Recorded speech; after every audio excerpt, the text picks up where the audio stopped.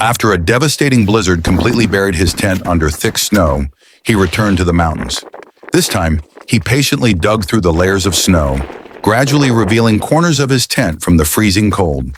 He repaired the tent frame, patched up the damaged areas, and restored his shelter, which seemed to have been completely buried.